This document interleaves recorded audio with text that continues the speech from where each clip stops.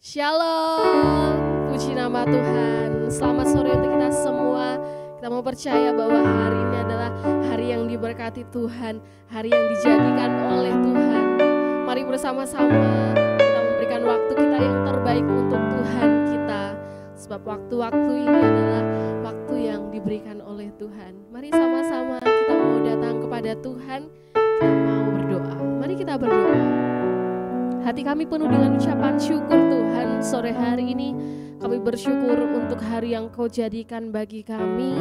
Kami sungguh bersuka cita Tuhan atas pimpinan-Mu, atas penyertaan-Mu ya Bapa. Biarlah sore hari ini kami datang kepadamu Tuhan, membawa ucapan syukur kami, membawa kerinduan hati kami Tuhan, untuk kami dipenuhi lagi oleh hadirat-Mu, untuk kami boleh diteguhkan lagi melalui firman-Mu ya Bapa. Tuhan berkati ibadah kami ya Bapa, dari awal, pertengahan hingga akhirnya. Kami serahkan di dalam nama Tuhan Yesus Kristus Allah yang hidup, kami berdoa. Haleluya. Amin. Amin. Haleluya. Sebab hari ini adalah hari yang dijadikan oleh Tuhan kita. Kita mau bersuka cita untuk Tuhan kita yang dahsyat. Haleluya. Hari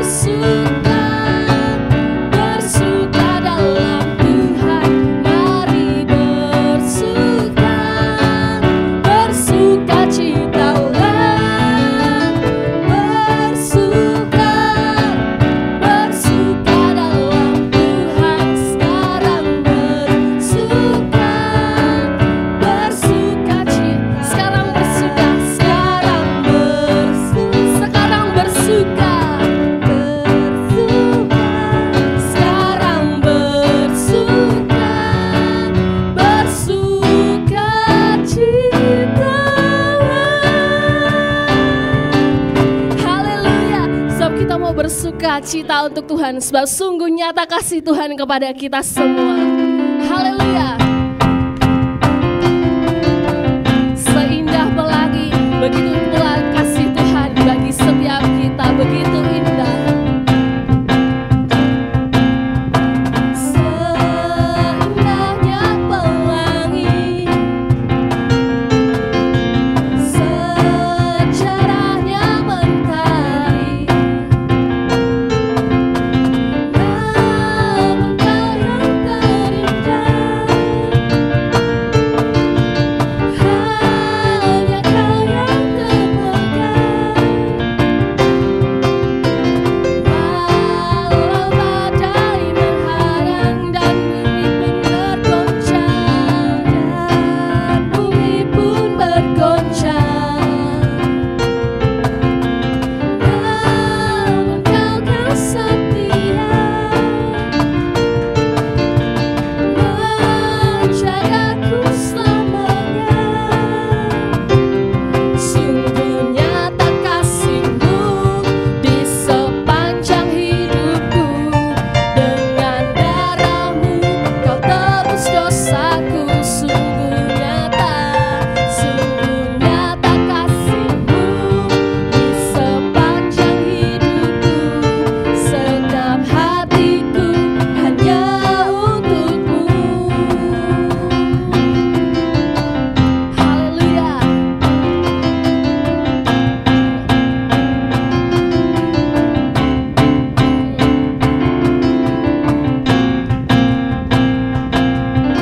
Seindahnya pelangi, secerahnya mentari, secerahnya mentari,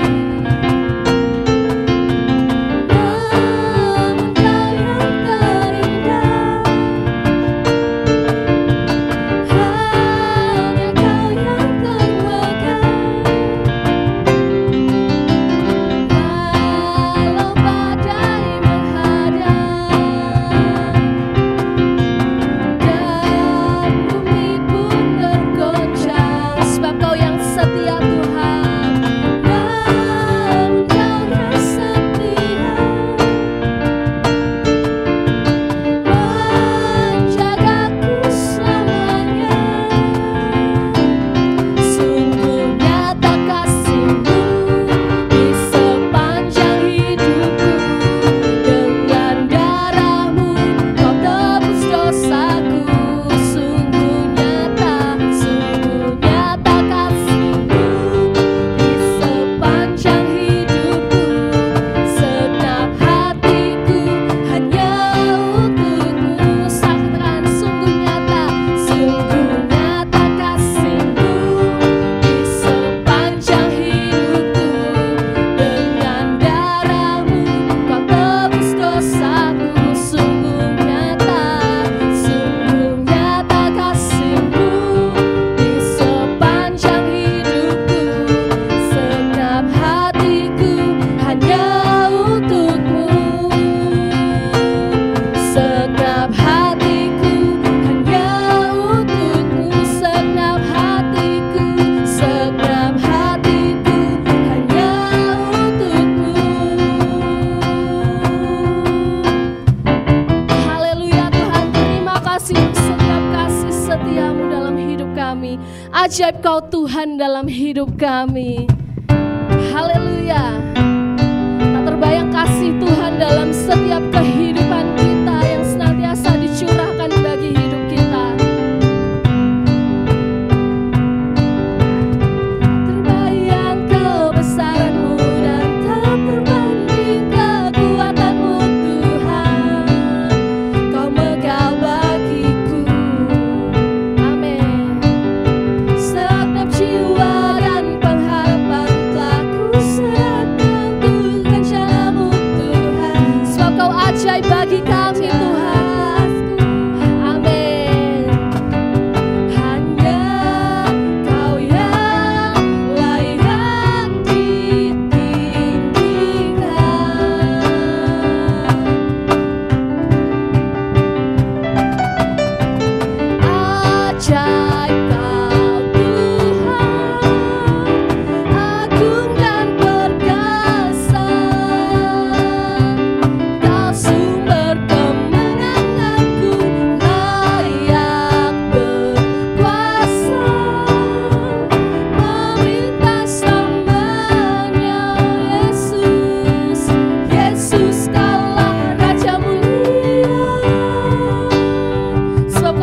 Raja yang termulia bagi kami Tuhan.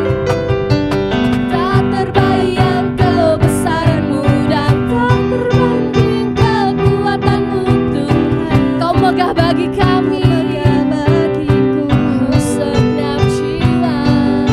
segenap jiwa dan pengharapan telah kuserahkan untuk rencana-Mu Tuhan. Kau Raja atasku, hanya Kau yang layak ditinggikan, oh Yesus. Ajaib Kau Tuhan, agung dan perkasa. Kau sumber kemenanganku, layak berkuasa, memerintah selamanya. Yesus Kaulah Raja mulia, ajaib Kau Tuhan, agung dan perkasa. Kau sumber kemenanganku, layak berkuasa, memerintah selamanya. Yesus Kaulah Raja mulia. Haleluya, Raja mulia.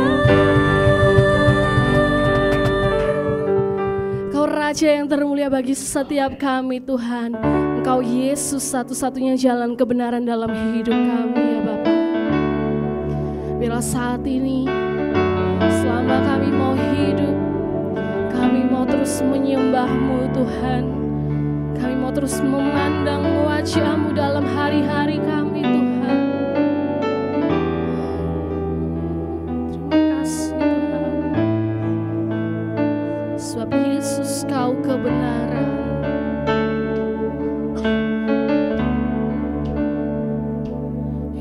Yesus Kau kebenaran yang menyelamatkanku.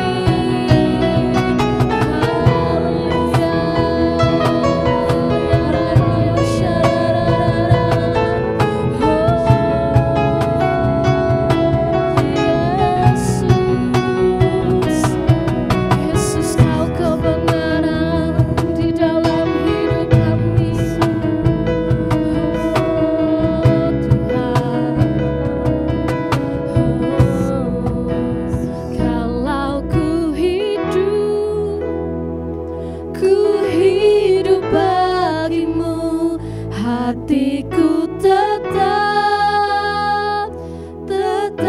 menyembah-Mu.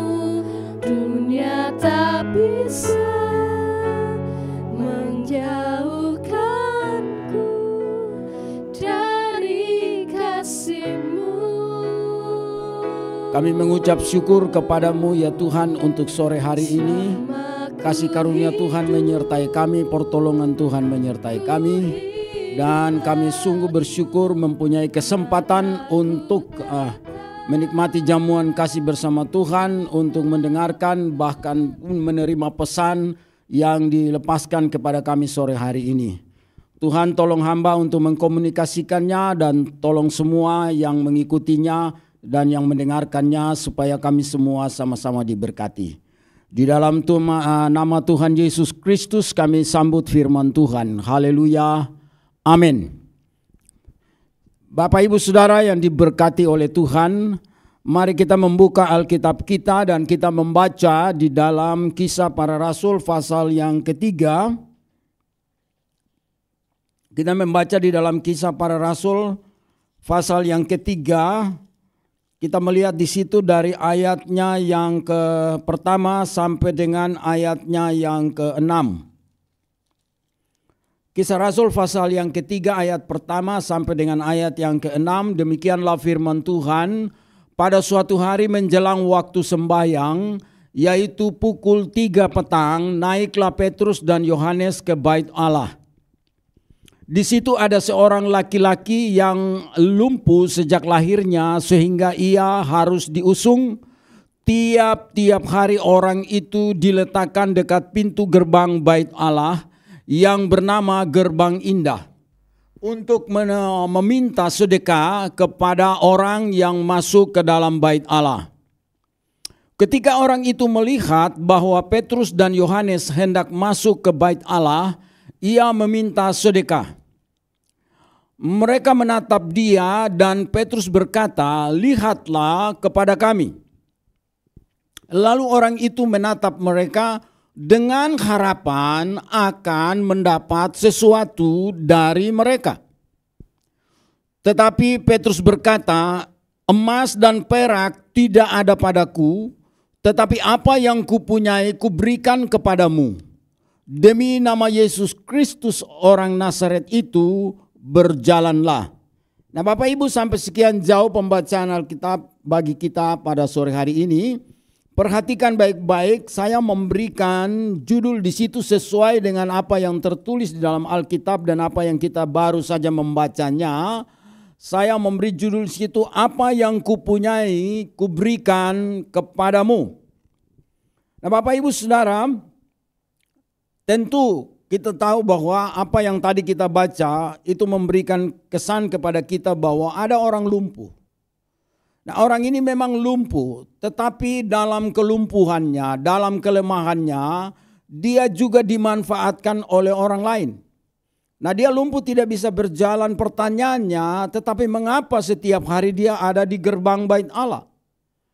Dia tidak punya rumah, tidak punya tempat atau punya tempat tinggal, tapi mengapa setiap waktu dia ada diletakkan di depan pintu gerbang bait Allah? Dia mengalami kelumpuhan dan dia mengalami keterbatasan dan dia juga mengalami hal yang membuat dirinya tidak mampu. Tetapi mengapa dia ada dalam posisi itu? Tentu ada orang yang menolong dia. Tentu ada orang yang juga membawa dia dan meletakkan di situ. Dan orang-orang inilah adalah golongan-golongan yang memanfaatkan orang yang mempunyai kelemahan untuk kepentingan mereka sendiri. Dan oleh karena itu mereka meletakkan dia di depan pintu gerbang bait Allah. Ketika Petrus dan Yohanes sedang masuk dan ia melihat mereka dan kemudian meminta sedekah. Meminta sedekah kepada mereka seperti yang biasanya ia lakukan kepada orang-orang lain. Namun dalam hal ini berbeda situasinya. Karena Petrus dan Yohanes tidak memberi respon seperti kebiasaan kebanyakan orang. Dan selalu orang memberikan dia pasti uang yang dimintanya dan itu diberikan ataupun juga mungkin makanan. Tapi ini berbeda. Kita perhatikan bahwa Petrus dan Yohanes berbeda. Petrus menatap dia dan Petrus berkata, lihatlah kepada kami. Artinya dalam sebuah pemahaman bahwa fokuslah kepada orang-orang yang atau kepada Petrus adalah pandangan. Mereka mengarahkan dia bahwa pandangannya itu melihat kepada mereka untuk apa yang mereka hendak lakukan kepadanya. Dan ayat 6 berkata, Petrus berkata ketika orang itu meminta sedekah, tentu ia meminta sesuatu kepada mereka. Yang jelas adalah mengharapkan mendapatkan uang ataupun juga makanan. Tetapi Petrus berkata, emas dan perak tidak ada padaku. Tetapi apa yang kupunyai, kuberikan kepadamu. Nah, perhatikan di sini. Di sini ada kebutuhan-kebutuhan yang harus dijawab. Dan orang ini meminta sedekah itu untuk kebutuhan bagi hidupnya, bagi tubuhnya, bagi jasmaninya. Boleh dikatakan mungkin untuk perutnya, untuk makanan. Karena apa? Uang yang diterimanya atau sedekah yang diterimanya, kalau itu dalam bentuk makanan akan dikonsumsi. Kalau itu dalam bentuk uang maka akan dibelanjakan. Tapi bukan untuk dia sendiri, tetapi juga untuk orang-orang yang memanfaatkan dia. Nah, kali ini berbeda. Karena Petrus dan Yohanes, Petrus tidak memberikan emas atau perak. Dia berkata, aku tidak mempunyai emas dan perak, tidak ada padaku. Artinya yang kamu butuhkan untuk perutmu, yang kamu butuhkan untuk jasmanimu, untuk makan minummu, aku tidak bisa memberi. Tetapi aku akan memberi sesuatu yang menolongmu bukan sekedar untuk makan dan minum, tetapi melebihi itu yang akan kuberikan kepadamu. Karena itu Petrus berkata, lihatlah kepada kami, apa yang kupunyai kuberikan kepadamu. Karena itu dia berkata, demi nama Yesus Kristus orang Nazaret itu berjalanlah. Maka orang itu berdiri. Petrus membantu dia dan dia berdiri dan berjalan.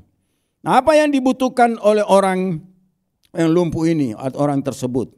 Tentu ia membutuhkan untuk perutnya atau untuk makannya. Tetapi Petrus memberikan hal yang berbeda. Kenapa? Karena hal ini akan menolong dia bukan untuk hari ini, tetapi untuk masa depannya. Karena kalau dia mendapatkan emas, seandainya Petrus memberi dia uang, Yohanes memberi dia uang, ia tetap akan lumpuh dan duduk di pintu gerbang itu terus dari hari ke hari. Karena itu apa yang diberikan Petrus ini luar biasa. Dan kita tahu bahwa inilah yang dimiliki oleh Petrus dan Yohanes. Inilah yang mereka punya. Apa yang mereka punya? Kalau Petrus berkata, yang kupunyai kuberikan. Pertanyaannya, apa yang dia punya? Miliknya itu yang dia katakan, demi nama Yesus Kristus orang Nazaret itu berjalanlah. Petrus memiliki keyakinan.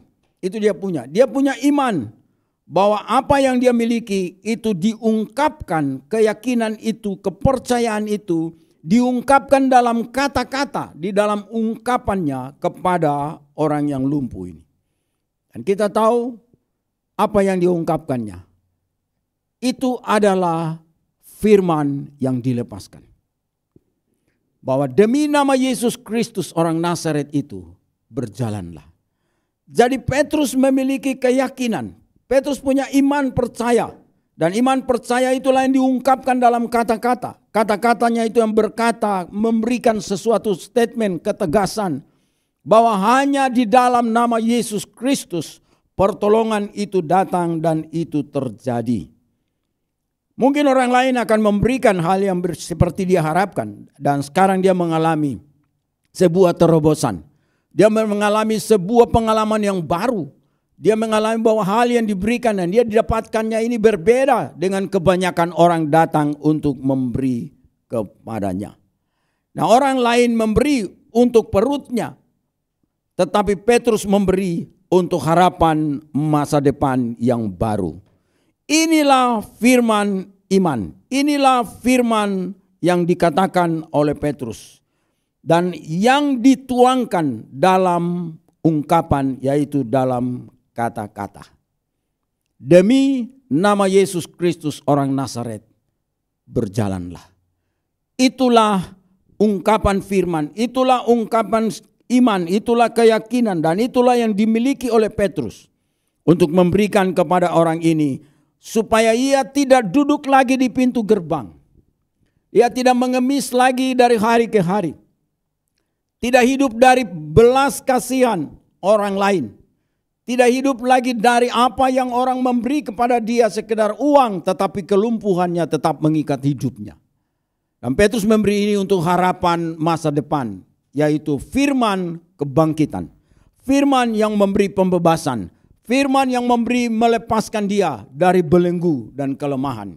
Firman yang menolong dia supaya tidak dimanfaatkan oleh orang lain. Firman yang menolong dia supaya berdiri dan keluar dari pintu gerbang sebagai peminta-minta. Tetapi dia bisa dapat untuk melakukan sesuatu.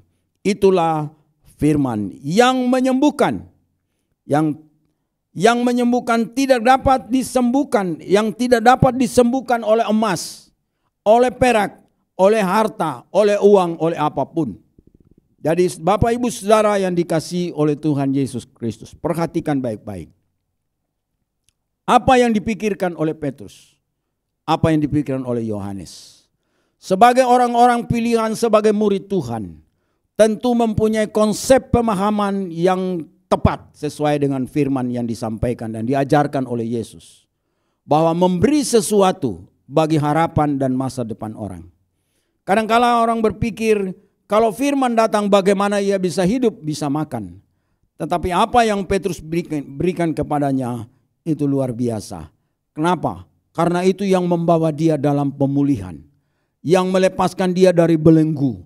Yang membuat dia berdiri dari kelumpuhannya. Kalau dia sudah sehat, dia sudah kuat, dia bisa dapat bekerja untuk menghidupi dirinya. Dan tidak dimanfaatkan oleh orang lain. Firman itu pembebasan. Firman itu melepaskan dia dari belenggu. Firman itu menolong dia supaya tidak dimanfaatkan oleh orang lain. Kita boleh belajar dari orang ini. Bahwa kita juga kadangkala hidup dengan konsep hanya menunggu. Hanya berharap kepada belas kasihan orang. Kita hanya tinggal berharap seperti itu. Tanpa melakukan apa-apa. Bahkan juga mungkin orang lain memanfaatkan kita untuk kepentingan mereka. Tapi kita tidak bisa melakukan sesuatu bagi diri kita. Dan juga bagi orang lain. Karena kita hanya tinggal menunggu belas kasihan orang. Nah, firman ini datang menolong kita. Mengangkat kita. Memberikan kita kemampuan. Supaya kita keluar. Kita bisa berkarya. Kita bisa melakukan sesuatu. Bagi diri kita. Dan juga bagi orang lain. Dengan kata kunci, hidup diberkati untuk menjadi berkat. Nah, inilah yang disampaikan kepada kita dan inilah yang kita perlu memahami dari konsep yang diajarkan oleh Tuhan dan melalui rasulnya, dan Petrus melakukan itu. Petrus berkata emas dan perak tidak ada. Bukan berarti dia tidak punya uang. Dia punya uang. Bukan berarti dia tidak ada uang di dalam kantong. Ada uang. Tapi Petrus melihat bahwa mana yang lebih penting dan mana yang lebih berharga. Uang atau firman. Dan tentu firman lebih. Karena uang dia akan makan dan itu selesai, besok lapar lagi. Tunggu lagi, minta lagi. Tetapi kalau firman datang memulihkan dia sembuh dari kelumpuhan. Dan dia bisa pergi dan menghasilkan banyak uang. Dia bisa kerja dan dia bisa beli roti. Dan itu lebih banyak lagi untuk menolong dalam kehidupannya. Nah, Bapak Ibu yang diberkati oleh Tuhan, itulah bagian yang kita lihat bagaimana orang ini dipulihkan dan disembuhkan. Apa yang diberikan oleh Petrus adalah firman yang diucapkan. Itulah yang dimiliki. Bahwa kata-kata yang diungkapkan oleh Petrus adalah sebuah ungkapan, sebuah perkataan yang dilepaskan dalam bentuk yang saya sebut tadi adalah firman. Mari kita baca dalam Injil Yohanes pasal 5. Ayat yang ke-7 kita perhatikan di sana. Injil Yohanes pasal 5. Ini adalah sebuah referensi lagi. Sebuah bagian yang mungkin kita bisa kolaborasi dengan kisah Rasul tadi. Dengan Petrus dan Yohanes. Nah, sekarang kita melihat tentang kisah seorang lumpuh yang tinggal di tepi kolam Bethesda. Ayat 6 coba kita geser ke ayat 6 dulu. Nah, ketika Yesus melihat orang itu berbaring di situ Dan karena Yesus tahu bahwa ia telah lama dalam keadaan itu, berkatalah Yesus kepadanya, maukah engkau sembuh? Ayat yang ke-7, jawab orang sakit itu kepadanya, Tuhan, tidak ada orang yang menurunkan aku ke dalam kolam itu apabila airnya mulai goncang. Dan sementara aku menuju ke kolam itu, orang lain sudah turun mendahului aku. Bapak Ibu perhatikan baik-baik bahwa ada dua bagian yang perlu kita renungkan di sini. Yang pertama adalah tidak ada orang yang peduli. Yang pertama, tidak ada orang yang peduli. Yang kedua, ada usaha meskipun kegagalan selalu ada terjadi. Karena keterbatasan fisiknya yang lumpuh. Tapi dia ada usaha. Dalam ayat 7 kita melihat bahwa itu ada dua bagian. Ketidakpedulian orang lain. Kedua, dari dirinya sendiri ada usaha. Nah ini kini berbeda dengan orang yang tadi di pintu gerbang. Tidak ada usaha yang lain. Dan dia cuma hanya duduk meminta. Tapi yang lumpuh di tepi kolam Bethesda ini berbeda. 38 tahun dalam kondisi yang sama. Dan kemudian melihat orang lain mengalami pemulihan. Melihat orang lain mengalami kesembuhan. Dan dia juga berjuang. Karena syaratnya waktu itu yang terjadi di sana adalah ketika malaikat menggoncangkan air kolam itu, Alkitab berkata, siapa yang masuk duluan ke dalam kolam itu menjadi sembuh, apapun juga penyakitnya. Nah, orang ini merindukan untuk ia mengalami kesembuhan, tetapi karena upayanya untuk ke sana selalu gagal. Selalu gagal. Dan gagal terus. Dan tidak ada orang yang peduli. Pertanyaannya, apakah ada orang yang ia kenal di situ? Apakah ada keluarganya yang ada tampil di situ? Adakah orang-orang yang mengerti tentang dia ada di situ? Ataukah ada orang yang sudah mengalami mujizat dan kesembuhan, adakah yang kembali untuk menolong dia? Aduh kasihan, tadi kita juga sama-sama, tapi kita telah mengalami pemulihan. Bagaimana kalau kita menolong dia? Saya berkata bagi Bapak Ibu Saudara, dunia ini tidak peduli dengan kita. Dunia tidak peduli dengan saudara dan saya. Bahkan pun orang-orang yang mungkin pernah berkata bahwa mereka mengasihi dan mencintai kita. Dengan berjalannya waktu, kita akan dilupakan. Dengan berjalannya waktu, dengan usia yang lanjut, bahkan menuju sampai pada kematian, nama kita akan tenggelam. Kita akan dilupakan. Kita bukan pahlawan yang namanya nanti dipajang di tepi-tepi di perampatan pertigaan jalan. Supaya orang membaca, oh ini jalan si A, ini jalan B, jalan nama ini, jalan ini, nama ini, nama ini, nama ini. Supaya dikenang oleh orang. Kita bukan pahlawan. Dengan berjalannya waktu, dunia melupakan kita. Dengan berjalannya waktu, orang tidak peduli lagi dengan kita. Dan orang akan berurusan dengan kepentingan mereka sendiri. Nah, pengalaman ini dialami oleh orang yang menderita 38 tahun. Kita bisa membayangkan. Saya tidak tahu bahwa apa yang Bapak Ibu Saudara juga merasakan sekarang. Mungkin doa kita belum dijawab. Dalam sebuah penantian dan harapan tentang sesuatu yang kita ingin untuk mendapatkannya. Kita juga menunggu bagaimana supaya keberadaan hidup kita diangkat atau dipulihkan. Atau mungkin jauh lebih baik dengan orang lain, sama seperti orang lain, bahkan mungkin kita berharap lebih. Dan kita juga sedang berjuang, apakah itu juga dengan penyakit yang kita derita. Dengan penderitaan yang kita sedang alami dan kita sedang berjuang. Dan kita menunggu bertahun-tahun untuk melakukannya. Tapi pelajaran sore hari ini mari kita perhatikan bersama-sama. Bahwa 38 tahun orang ini dalam keadaan itu.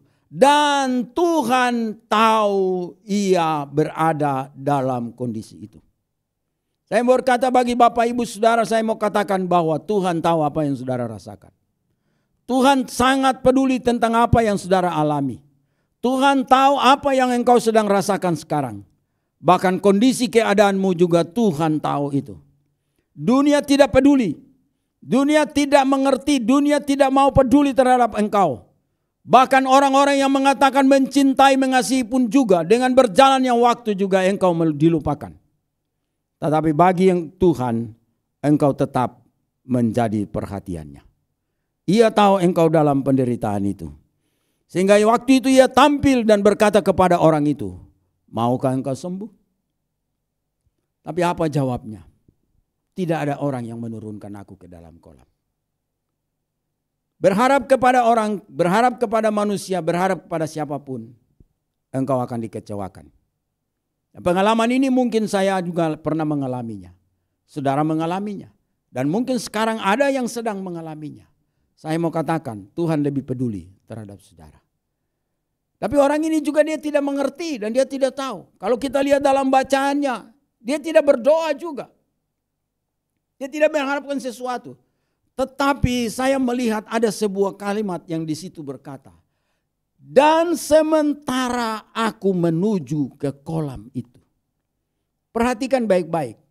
Dan sementara aku menuju ke kolam itu, orang lain sudah turun mendahului aku. Ini kegagalan yang menyakitkan. Ini ketidakberhasilan, ketidakpencapaian yang sangat menyakitkan. Karena ada perjuangan, ada sikap, ada usaha, tapi selalu gagal dan gagal dan gagal. Tapi saya lihat dalam catatan Alkitab, tidak menulis bahwa ia berhenti untuk berjuang. Tidak ada catatan di sana. Tentu ia akan terus berjuang karena dia katakan, dan sementara aku menuju ke kolam itu. Memberikan kesan bahwa ada perjuangan. Meskipun ia sudah mengatakan kepada Yesus, tidak ada yang peduli. Tidak ada yang menolongku untuk turun ke dalam kolam. Tetapi dia tidak tinggal di tempat dan menanti pertolongan orang. Tidak. Dia berusaha untuk maju. Terus berjuang. Jadi tidak berharap kepada orang untuk menolongnya. Tapi dalam dirinya sendiri ada perjuangan. Dan itulah yang memberi perhatian kepada Tuhan. Ada usaha meskipun gagal. Tapi ada perjuangan. Dan dia berkata dengan jujur, orang lain sudah turun mendahului aku. Karena kemampuan orang lain, mereka bisa melebihi kita. Karena keterbatasan kita, orang lain bisa mendahului kita. Karena kegagalan kita, orang lain lebih dulu mendapatkannya daripada kita. Dan kita selalu mendapatkan bagian yang terakhir. Bahkan kegagalan demi kegagalan. Saya katakan bagi Bapak Ibu Saudara. Kalau ada yang sampai sekarang masih memberikan dalam pengertian bahwa aku masih gagal. Engkau jangan pernah berhenti untuk berjuang. Kalau ada yang merasa bahwa tidak ada yang peduli terhadap kita. Engkau jangan pernah berhenti untuk berusaha. Karena orang ini sudah melakukan perjuangannya. Dan tepat pada waktunya Tuhan berdiri di depannya. Tuhan berdiri di depannya dan menatap dia dan berkata, maukah engkau sembuh? Tapi dengan jujur dia mengungkapkan proses yang ia alami tidak menolong dia untuk mengalami pemulihan. Jadi pandangan utamanya bahwa ia ingin sembuh, tapi masalah yang dia hadapi adalah siapa yang dapat menolongku? Karena aku sendiri pun tidak mampu. Karena sudah usaha demi usaha aku mengalami kegagalan. Perjuangan demi perjuangan aku mengalami kegagalan. Tapi dalam perjuangan itu dia tidak pernah berhenti. Sampai Tuhan berdiri di sampingnya, di depannya dan berkata, maukah engkau sembuh? Saya mau berkata bagi Bapak Ibu, bagi saudara kita sekalian. Tetaplah berjuang sampai Tuhan datang berkata kepadamu, maukah aku menolongmu? Itulah cara Tuhan. Tuhan yang peduli. Dia datang tepat pada waktunya. Dan dia menolong orang yang lumpuh ini. Tanpa proses yang panjang. Yesus tidak berkata, oke, kalau begitu mari aku menolong engkau untuk masuk ke kolamnya. Tidak. Apa yang Yesus katakan? Bangkitlah. Dan angkatlah tempat tidurmu dan berjalanlah. Perhatikan, kalau kita lihat ayat yang berikutnya, coba kita baca ayat 8.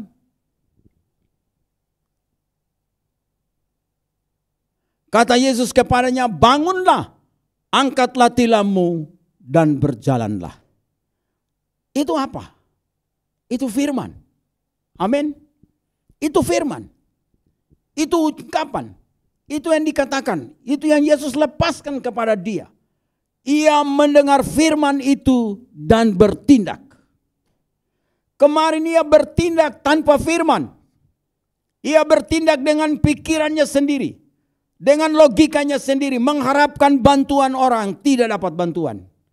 Mengharapkan kepedulian orang, tidak ada yang peduli.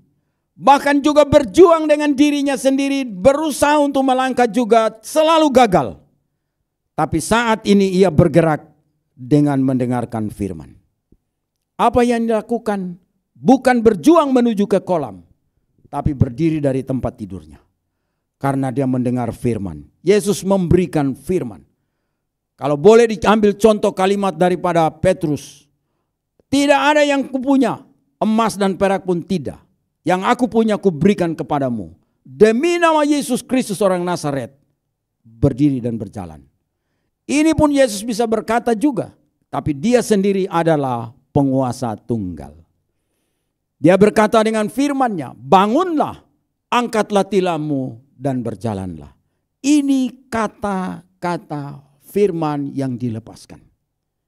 Dan oleh perkataan firman itulah mujizat terjadi.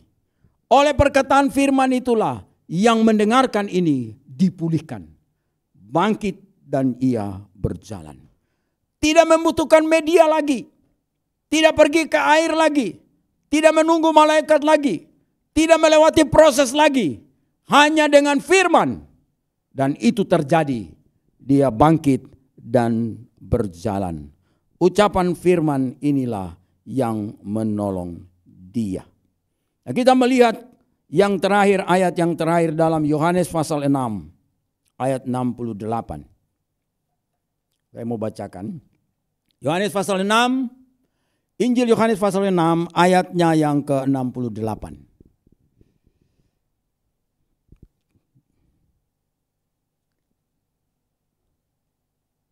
Ya. Yohanes pasal 6 ayat 68 berkata, jawab Simon Petrus kepada Yesus, Tuhan, kepada siapakah kami akan pergi?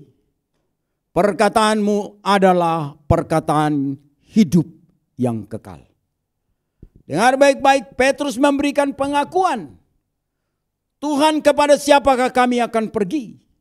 Perkataanmu adalah perkataan hidup yang kekal. Artinya, perkataanmu adalah firman yang hidup. Perkataanmu adalah firman kekekalan yang memberikan kehidupan. Karena ini persoalannya, Yesus mengajar tentang roti surgawi. Dan saat itu banyak murid-murid yang mengundurkan diri. Dan Yesus menantang ke-12 muridnya, kamu tidak pergi juga bersama dengan orang yang lain?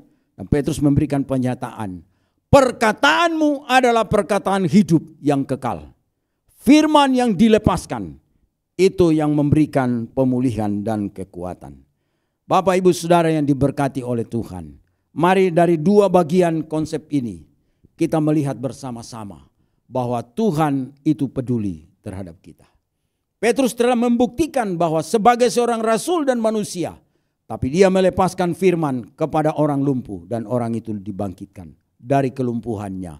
Petrus tidak memberikan roti untuk dia makan, tapi Petrus memberikan cangkul kepadanya supaya dia bisa pergi dengan kesembuhannya, mencangkul ladangnya, menanam gandum dan bisa menghasilkan banyak roti. Daripada memberikan seketul roti dan dia makan habis, besok dia akan lapar lagi. Tapi Petrus memberi dia cangkul supaya dia bisa berkebun, menanam gandum, dan menghasilkan roti yang banyak. Yesus datang juga tidak berkata kepada orang lumpuh 38 tahun, aku akan menolongmu ke dalam air lagi. Untuk ini, tapi Yesus berkata dengan firman, bangkitlah berdiri dan berjalanlah. Dan mengangkat tempat tidurnya dan berjalan. Apa yang kupunyai, kuberikan kepadamu. Apa yang Yesus punya, diberikan kepada si lumpuh ini, yaitu firman yang hidup. Apa yang Petrus punya, yaitu firman yang hidup, dilepaskan lagi bagi saudaranya yang lumpuh, dan itu bangkit. Bapak, Ibu, Saudara, pertanyaan saya yang terakhir, apa yang kita punya sekarang? Kalau kita punya keyakinan, punya iman, dan kita punya firman yang selalu kita ungkapkan, mari ucapkanlah kata-kata firman kepada orang-orang yang dalam kesusahan, supaya mereka ditolong oleh Tuhan. Perkataan kita dan mengucapkan firman itu sama juga dengan apa yang diungkapkan Yesus dan diungkapkan oleh Petrus. Petrus berkata, perkataanmu adalah perkataan hidup yang kekal. Dan Petrus mempraktekkan itu di depan pintu gerbang. Orang lumpuh itu disembuhkan. Tuhan memberkati kita semua. Mari kita berdoa. Kami mengucap syukur kepadamu ya Tuhan, sore menjelang malam. Kasih karunia Tuhan menyertai kami dan menolong kami. Biarlah firman ini sampai kepada kami untuk merenungkan supaya kami bisa mendapatkannya. Tolong kami untuk selalu memiliki dan mengungkapkan firman dalam hidup kami. Karena firman itu yang menolong kami, firman itu yang menghidupkan kami. Firman itu yang menguatkan kami, dan ketika kami melepaskannya, baik untuk diri kami sendiri maupun orang lain, dan orang lain juga diberkati. Tolong kami untuk memberikan sesuatu yang terbaik, bahwa apa yang kita miliki, keyakinan iman, dan kita mengungkapkan itu dalam kata-kata, sebagai kata-kata iman untuk menolong orang lain. Terima kasih, kami mengucap syukur buat firman ini. Kami belajar daripada firman Tuhan untuk masa depan hidup kami. Karena kehidupan kami tentu tidak akan terlepas dari yang namanya firman Allah. Tuhan memberkati kita semua. Kasih karunia menolong kita semua. Mari angkat tangan saudara dan terima berkat. Pertolongan datang dari Allah yang menjadikan langit dan bumi. Di dalam nama Tuhan Yesus Kristus, dalam pertolongan kasih karunia Roh Kudus, menyertai kita dan melayani kita senantiasa. Dari hari ini sampai selama-lamanya. Amin. Tuhan memberkati.